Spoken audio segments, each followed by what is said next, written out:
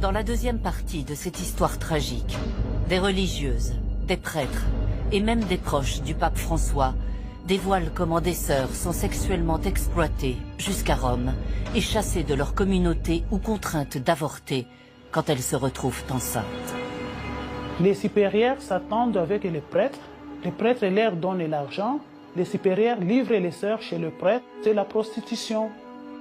La structure de l'Église a quelque chose de fermé qui donne le pouvoir au mâle, aux prêtres, d'une façon absolue et au-delà de tout ce qui est permis. Ça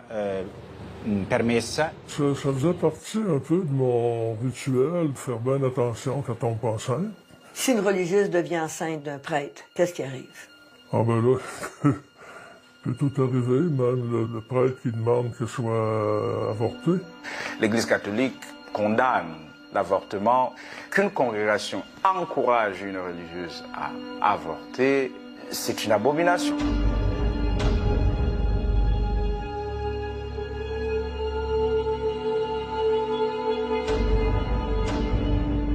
Dénoncée depuis plus de 20 ans par des sœurs de tous les continents, 3 papes se sont succédés sans mettre fin au scandale des esclaves sexuels de l'Église catholique.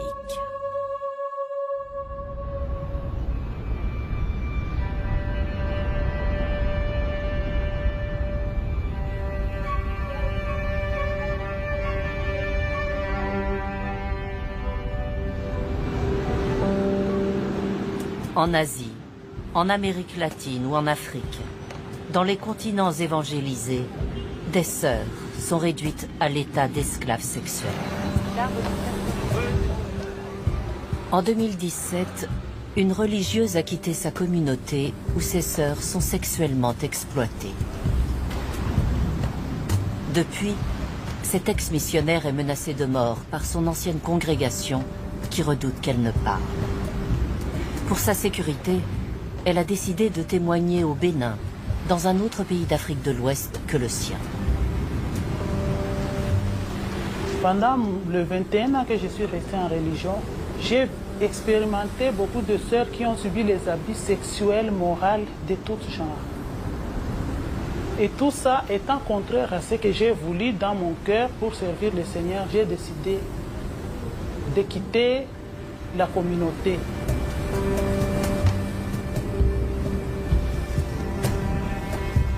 Dans la congrégation des sœurs missionnaires de Constance, l'abus est organisé, planifié dès le début de leur formation.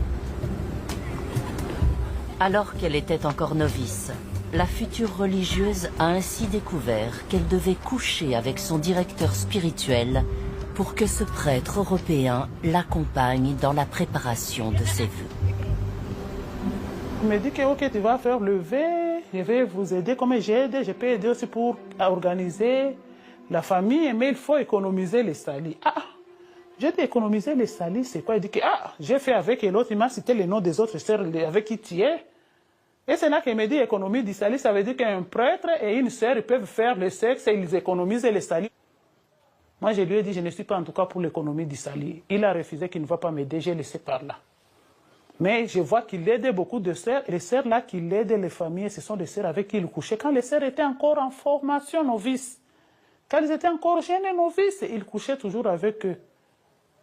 Et ce qui me faisait plus mal, c'est les mêmes sœurs là qu'on nommait toujours supérieures. Qui devenaient supérieures de telle communauté, dans tel pays, dans telle province.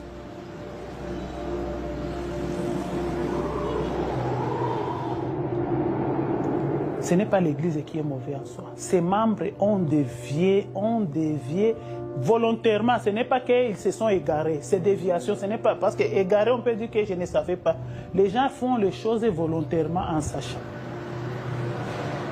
L'économie du salut n'est que la première étape dans l'exploitation de ces femmes qui entrent au service de Dieu.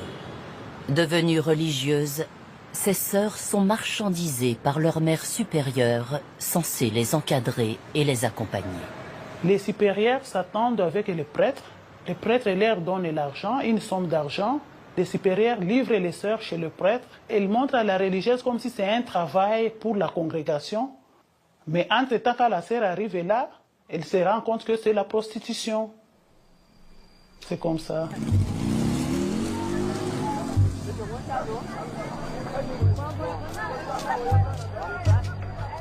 Les mères supérieures, les prêtres, profitent de la misère humaine.